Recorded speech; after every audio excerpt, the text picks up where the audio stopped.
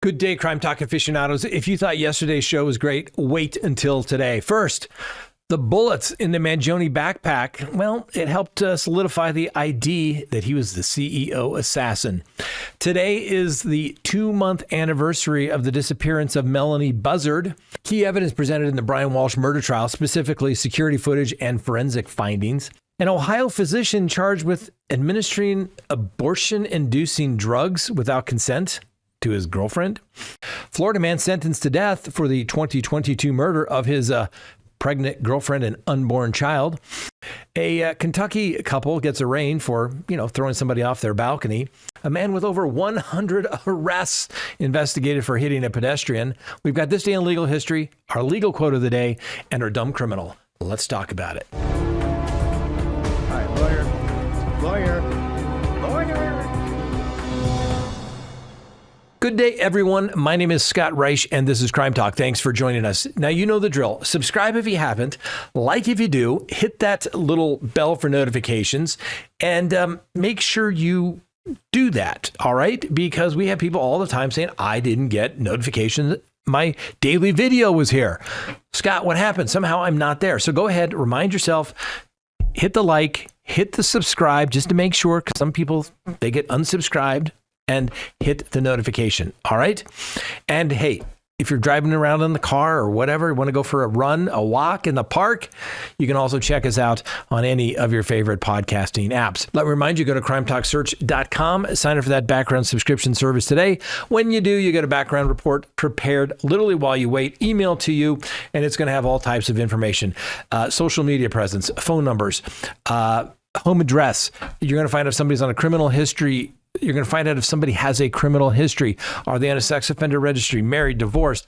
Everything you want to know about somebody. You're going to find out how many cars they've had in the history of their life, ladies and gentlemen. That's how thorough this is. Go to crimetalksearch.com, sign up today. Also, remember, Christmas is coming.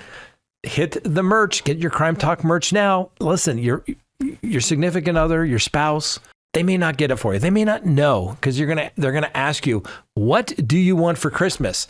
And you're gonna say, nothing. I don't need anything. And then when Christmas Day shows up, guess what? You're gonna have nothing. So you need to take care of things yourself. Hit the link below. Go get yourself some Crime Talk merch. Make everybody happy. All right. You buy merch. You send me a picture with your picture on Christmas Day in your new Crime Talk merch. I will send you $25. There you go, ladies and gentlemen. We'll see who complies. All right, let's go ahead and open the record for December 9th, 2025. All right, first on the docket, Luigi Mangione.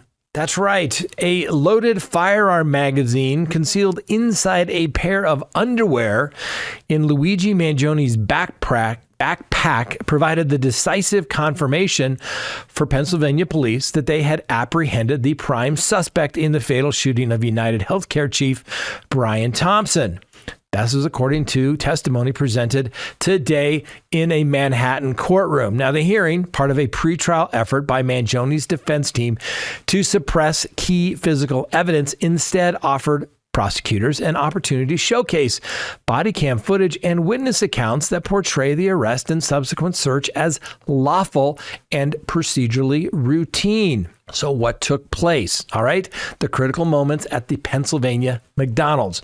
So we know Luigi Mangione was taken into custody on December 9th, 2024 at a McDonald's restaurant in Altoona, Pennsylvania, approximately 230 miles west of New York City. The arrest followed multiple 911 calls from employees and patrons who recognized Mangione from widely circulated surveillance images as the Manhattan gunman. The Altoona police officer, Christy Wasser, a 19-year veteran, testified that she began an immediate search of Mangione's black backpack while he was being handcuffed on initial charges of forgery and providing false identification. Among the first items removed were food. She discovered a fully loaded 9mm magazine wrapped in a damp underwear, an object that prompted an audible exclamation from the officer on the scene that Mangione was, quote, 100%, end quote, the wanted fugitive. Officer Walshe explained that department policy mandates prompt examination of an arrestee's possessions at the scene, both for officer safety and to inventory property. We talked about this. These are the exceptions to the warrantless exception. This is why more than likely the evidence is not going to get suppressed. Now, the officer stated that she was particularly vigilant for potential explosives, though no evacuation of the restaurant occurred. She later located the suspected murder weapon, a 9mm pistol equipped with a suppressor, along with a notebook containing writings prosecutors described as demonstrating Mangione's hostility towards the health care industry. And additional items included a knife, zip ties, encrypted digital devices, and handwritten notes about possible escape routes and ammunition, inscribed with the words delay, deny, and depose. Phrases prosecutors link to criticism of the insurance practices. So what is the dispute about, right? So defense attorneys contend that the warrantless searches violated Mangione's Fourth Amendment protections and that any evidence obtained, including the firearm, ammunition, suppressor, notebook, and digital devices, should be excluded from both the New York state prosecution and a parallel federal case in which the government is seeking the death penalty. Now, this is taking place in state court, and assuming the federal case goes forward, they'll relitigate these motions in federal court. Totally different judges, different sovereigns, same basic legal standards for sure. But if you win one, you're going to win in the other. And if you lose one, you're probably going to lose in the other as well. Let's be realistic. So anyway, the prosecutors countered that the initial search was lawful incident to an arrest, and that a Pennsylvania judge approved warrants hours later, authorized continued seizure and transfer of the evidence to the New York police. Additional evidence that we learned. On Monday evening, the Manhattan District Attorney's Office released photographs of seized items, including the backpack, pistol, ammunition, and handwritten notes containing phrases such as check Pittsburgh red eyes, keep momentum, FBI slower overnight, and instructions to alter appearance post-crime. So, Mangione appeared healthy during his Monday session after a postponement last week due to illness, and he has entered a not guilty plea in both jurisdictions stemming from the December 4th, 2024 shooting, death of Brian Thompson outside the Midtown Manhattan Hotel hosting United Healthcare's investor conference. Now, the pretrial suppression hearing is expected to continue this week as the court determines whether the evidence will be admissible when Mangione ultimately faces trial for what prosecutors have characterized as a targeted assassination carried out by a masked gunman who fired multiple rounds into Thompson's back before fleeing on a bicycle. Now, Mangione remains detained without bail pending resolution of both the state and federal charges. Now, remember, ladies and gentlemen, hey, I'm a defense guy. I get it. You gotta file these motions. You got to say that the search was unlawful in violation of the Fourth Amendment. It was an illegal search and seizure, and therefore everything should be suppressed. I get it. But search incident to arrest, completely lawful. You have inventory search as well. Got to make sure you inventory the property so the officers don't get accused later of stealing something, right? And then you also have inevitable discovery. He was in custody. And so even if they didn't look at the bag then, they were also going to get it when they went to the police station to inventory the bag, once again, to make sure nothing gets stolen. Did they have reasonable suspicion to make contact? Yes, I think they did.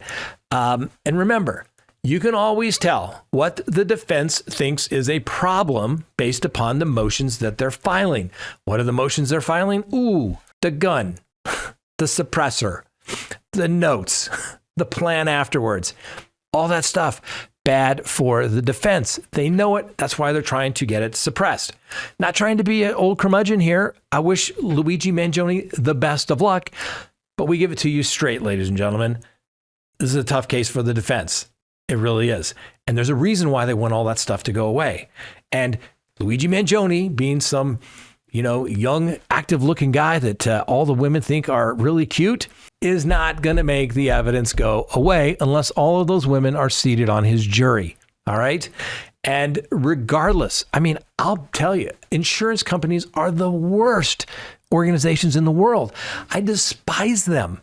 All right. Who hasn't had a claim where you had insurance and they say, oh, sorry, we won't cover you on this one. Or, oh, you don't have enough coverage on this. Or they deny until you get a lawyer involved.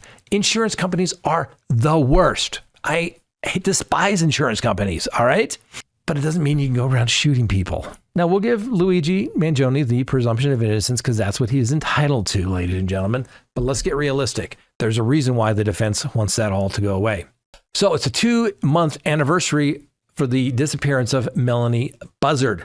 So as of the 2-month anniversary of 9-year-old Melodee Buzzard's disappearance approaches today, her older half-sister, Karina Meza, has publicly expressed her belief that their late father would have relentlessly searched for Melodee had he still been alive. So Melodee Buzzard was last seen on October 9th of 2025, and despite extensive searches across multiple states, no trace of the child has been found. Police report that the girl's mother, Ashley Buzzard, has declined to cooperate with law enforcement regarding her daughter's whereabouts. Now, in an exclusive interview, Karina Meza highlighted the close bond she shared with Melodee despite their age difference and noted a strong physical resemblance between them. Meza describes the family's profound grief and frustration with the lack of progress in the investigation. And a private investigator retained by relatives of Melodee's paternal side has raised concerns that Ashley Buzzard may have connections to drug trafficking. The investigator suggests that an incident involving Melodee could have occurred during a lengthy cross-country journey covering approximately 3,000 miles in at least 5 states. To aid in the search, the family has released a new age progression image depicting what Melodee might look like today. Law enforcement continues to urge anyone with information about the case to come forward. Now, this remains an active investigation regarding the disappearance of Melodee Buzzard, with police and private efforts focusing on determining the child's location. Now, I don't know why the state of California is not using some sort of tool, a dependency and neglect, social services, truancy to produce the child. Anything. Get creative like they did in the Lori Vallow Chad Daybell case when JJ and Ty Lee disappeared. They said, hey, we've got this child welfare action. We need you to produce a child just to make sure they're all okay. They don't do it. Maybe it's contempt. Sit in jail a little while, see what happens. Someone somewhere knows something, and hopefully it'll come to light soon. Next, key evidence presented in the Brian Walshe murder trial today. So in the ongoing first-degree murder trial of Brian Walshe, the man accused of killing his wife, Anna Walshe, on New Year's Day back in 2023, prosecutors introduced significant physical and video evidence during court on Monday. The trial, now in its 7th day, centers on the disappearance of Anna Walshe, a real estate executive who frequently traveled between Washington, D.C. and the couple's home in Massachusetts. Her body has never been recovered, despite extensive searches as early on as in 2023. Now, Walshe has pled not guilty to the murder charge, but has entered guilty pleas to related offenses, including improper disposal and, misleading investigators. So I didn't kill my wife. I just dismembered her and I lied to the police about it. But by God, I swear I didn't kill her. Anyway, his defense team maintains that Anna Walshe died unexpectedly and without explanation while resting in bed following the New Year's Eve festivities, prompting Walshe to react in a rather way rather than with malice. Now, I'm not sure how they intend to get this evidence on other than Walshe testifying, which, hey, ought to be really interesting, don't you think?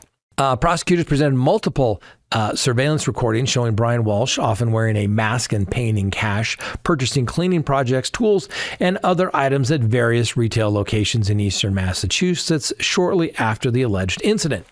Now, additional footage captured him disposing of bags in commercial dumpsters. These videos are intended to support the prosecution's timeline of events, suggesting an effort to conceal evidence following Anna Walshe's death. Now, a Massachusetts State Police Crime Lab analyst testified regarding the examination of items seized from the Walshe residence. Testing confirmed the presence of blood in the basement area and particular attention given to stains on a discarded Tyvek protective suit and other surfaces. Jurors were also shown evidence involving rugs containing apparent blood clots and strands of hair. Now, on Tuesday morning, testimony continued with forensic scientists detailing DNA extraction and profiling procedures. Experts explained the handling of reference DNA samples originally collected by the FBI back in 2018 during an unrelated federal art fraud investigation involving Brian Walshe, and their transfer to state facilities in January of 2023 for comparison purposes. Discussions emphasized laboratory protocols, including sensitivity thresholds for detecting trace amounts of specific DNA results, and the interpretations were deferred for later analysis. Earlier in the week, two of Anna Walsh's professional colleagues described their concerns upon her sudden absence from work and subsequent phone interactions with Brian Walshe. The testimony underscored the initial alarm that triggered the large-scale missing person investigation. So as the trial progresses, the prosecutors continue to build a circumstantial case in the rare no-body homicide prosecution, while the defense seeks to frame the events as a tragic accident followed by some poor judgment rather than premeditated murder. Now, the live proceedings will resume tomorrow, and we will bring them to you live, so make sure you check out the trial right here. Next, an Ohio physician charged with administering the abortion-inducing drug without consent. Well, that seems odd, doesn't it? Let's get to it. A 32-year-old physician from Toledo, Ohio, Hassan James Abbas, has been indicted on multiple felony charges stemming from allegations that he attempted to induce an abortion in his pregnant girlfriend by forcefully administering crushed abortion medication while she slept. The charges filed, obviously, in late 2025 include abduction, tampering with evidence, identity fraud, and unlawful distribution of abortion-inducing drugs. According to documents released by the State Medical Board of Ohio, Abbas separated from his wife back in October of 2024 and subsequently began a romantic and sexual relationship with the alleged victim. On December 7th of 2024, the woman informed Abbas that she was pregnant. Court and board records indicate that Abbas expressed a desire for her to terminate the pregnancy, while she explicitly stated that she did not wish to do so. The following day, Abbas allegedly placed an online order for the two medications used in combination for medication abortion using his estranged wife's full name, date of birth, and driver's license number without her knowledge or consent. The order was charged to Abbas's own credit card and delivered to his residence on December 11th of 2024. On the same day the abortion medications arrived, Abbas separately arranged legitimate anti-nausea prescriptions for the woman after she reported pregnancy-related nausea. The medical board noted that this interaction formally established a physician-patient relationship between Abbas and the woman. In the early morning hours of December 18th of 2024, while the woman was sleeping at Abbas's residence, she awoke to find him physically restraining her. And according to the victim's account, Abbas forced a crushed powdery substance, later identified as the abortion medication, into her mouth along her lower gum line as well. She managed to escape his hold, fled to the kitchen, and attempted to call 911. Abbas then allegedly seized her phone and terminated the call. The woman then drove herself to a hospital emergency department where she reported the assault. The State Medical Board of Ohio suspended Abbas's medical license in November of this year, citing the incident as posing an immediate threat to public safety. Now, during a July 2025 interview with board investigators, Abbas reportedly acknowledged researching and ordering the abortion medications after learning of the pregnancy, using his estranged wife's identifying information, crushing the pills to accelerate dissolution, and deviation from standard administrative protocols based on his own medical judgment. Don't take the pill, shove it down her throat while she's restrained. A technique. Anyway, he claimed, however, that the woman had previously consented to taking the medications, a claim contradicted by her statements, and stated that he later discarded the remaining drugs. Now, Abbas faces 6 criminal counts in total. He is scheduled for an arraignment on December 19th, and the case remains under active investigation as well. Next, a Florida man sentenced to death for murdering his pregnant girlfriend and unborn child. Same concept, apparently. So on December 6th, a Seminole County judge formally imposed the death penalty on 23-year-old Donovan L. Faison for the November 2022 murder of his 18-year-old pregnant girlfriend, Kaylin Fienjo, and the killing of their unborn child. The sentence follows an 11-1 jury recommendation delivered back in October 2025 following Faison's conviction on charges of first-degree murder and fetal homicide. Now, under current Florida law, a death penalty recommendation requires only an 8-4 jury vote, the lowest threshold among states that retain capital punishment. Prosecutors presented evidence that Faison shot Fienjo once in the head at close range in what they characterized as a premeditated execution-style killing. The murder occurred on November 11th of 2022 inside Fienjo's vehicle at Coastline Park in Sanford, Florida, approximately 25 miles north of Orlando. Court records and trial testimony established the following timeline and the motive. Fienjo informed Faison of her pregnancy by sending photographs of 2 positive pregnancy tests. Faison responded angrily, demanding that she obtain an abortion and accusing her of dishonesty. Text messages recovered from Faison's phone showed he felt pressured because he was living with another woman who, suspected infidelity. And in one message to a friend, Faison wrote, "Oh, my brother's grave. I'm gonna crop her out," which prosecutors argued demonstrated intent. Fienjo drove to the park that night, believing that she was meeting Faison to discuss the pregnancy. Instead, he shot her and then fled. Police discovered Fienjo's body during a routine patrol shortly after the shooting. Medical examiner confirmed that she had recently completed her first trimester. Fienjo was also the mother of a 1-year-old son at the time of her death. Now, during the penalty phase, the state successfully argued multiple statutory aggravating factors, including the fact that the murder was cold, calculated, and premeditated, and that it involved the killing of a victim under 12, the unborn child, obviously, during the commission of another capital felony. Prior to sentencing, Fienjo's mother, Sarah Schweikik, delivered a victim impact statement in court describing the permanent grief of losing her daughter and the daily absence of her present. Faison was arrested without incident back in August of 2023 after a 10-month investigation. And the Sanford Police Chief, Cecil Smith, praised the thoroughness and the probe, stating that every piece of available evidence was analyzed to secure justice for the victim and her family. Fienjo is survived by her young son, her parents, and other relatives. Family members have described her as a devoted young mother who graduated high school early despite the challenges of parenthood. The case now moves to the automatic direct appeal process required in all Florida death penalty cases before an execution date can be set. Really, guys? Really? Listen, kids never come at the appropriate time, all right? There's never a good time to have kids. But, you can't really send them back. You got to just deal with it. And frankly, having kids is, it's the reason why we're all here. It makes life worth living. Some people don't want kids. Some people can't have kids. But I'm telling you, being a dad, it's the best part of being around. It really is. And they should have given it a chance. I think it would be much more pleasurable than what those 2 gentlemen have coming their way.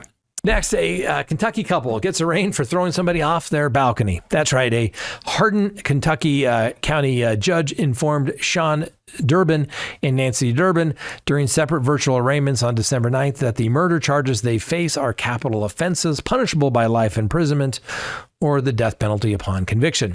Now, the defendants, appearing via video link from the Hardin County Detention Center, entered not guilty pleas to charges stemming from the death of 41-year-old Bobby Pennington. Police allege Pennington suffered fatal blunt force trauma after being thrown from the second-story balcony of the Durbin's apartment earlier this month. Now, according to the arrest affidavits, a witness told responding officers that the couple dragged Pennington from inside the residence before forcing him over the balcony.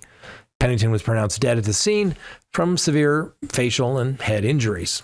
That's what happens when you have blunt force trauma. It's not the fall that gets you, it's the sudden stop. In addition to murder, Sean Durbin faces 2 counts of assault and 1 count of resisting arrest related to the incident and his subsequent apprehension by police. Both defendants remain in custody on a $500,000 bond. The judge advised the couple that the maximum penalty associated with the charge was confirmed, and that the Commonwealth has provided substantial discovery material to the defense, including 2,200 pages of discovery documents, including the grand jury indictment.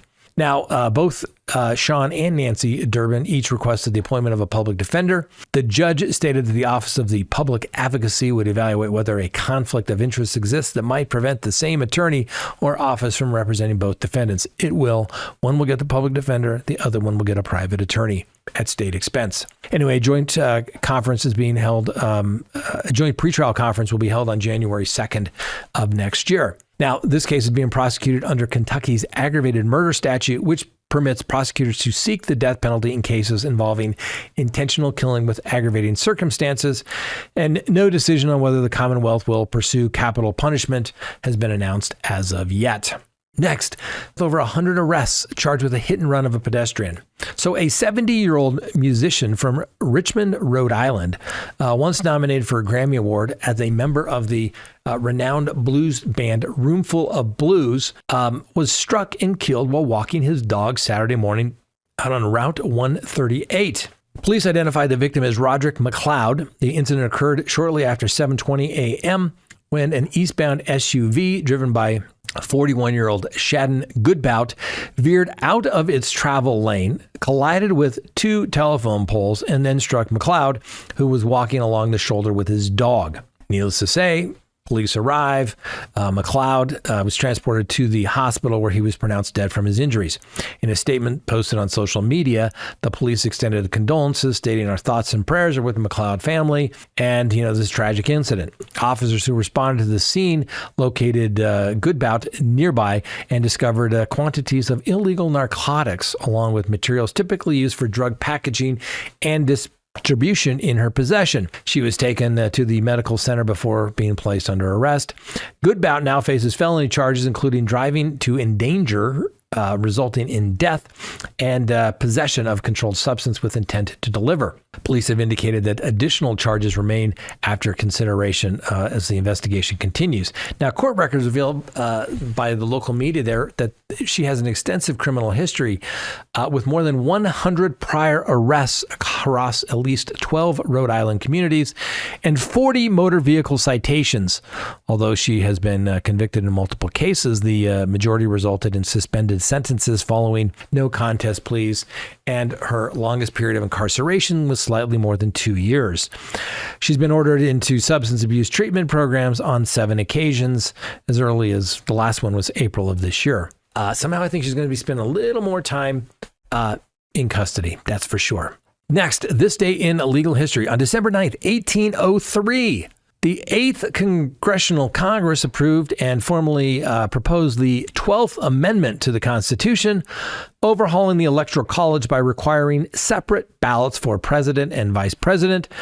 And this was a direct response to the chaotic election of 1796 and 1800 and has governed every presidential election since 1804. Remember, before the Electoral College as it is now, where you have a running mate, it was whoever came in first was the president, whoever came in second was the vice president.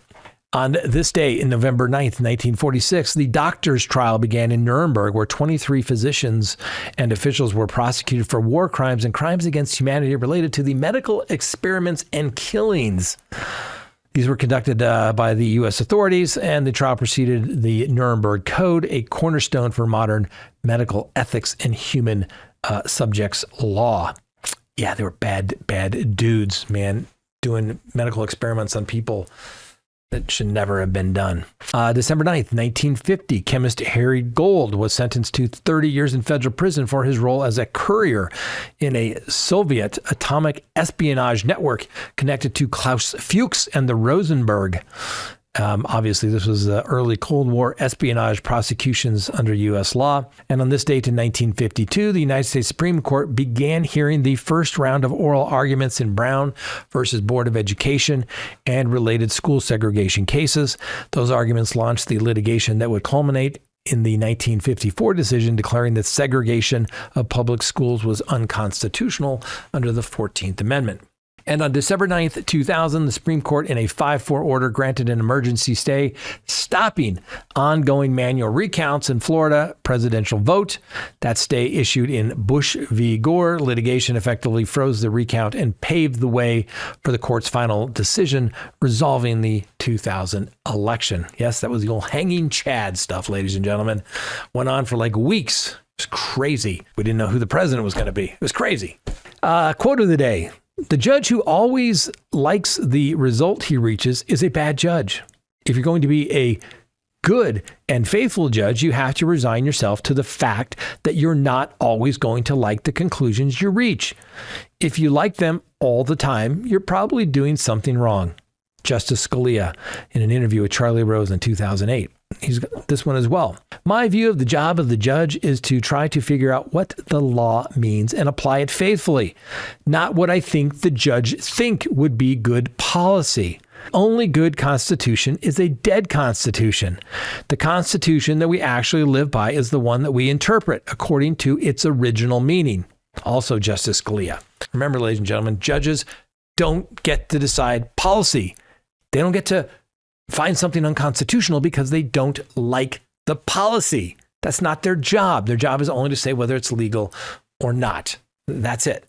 And just because you don't like the policy doesn't mean you get to rule against it and make it all up. It's not the rule of a judge. Anyway, we talk about that. I mentioned that quote before. I love it. It's true. Judges are there to call balls and strikes, not to put their own opinion into anything. And next, finally, our dumb criminal of the day. I love Florida sheriffs. All right.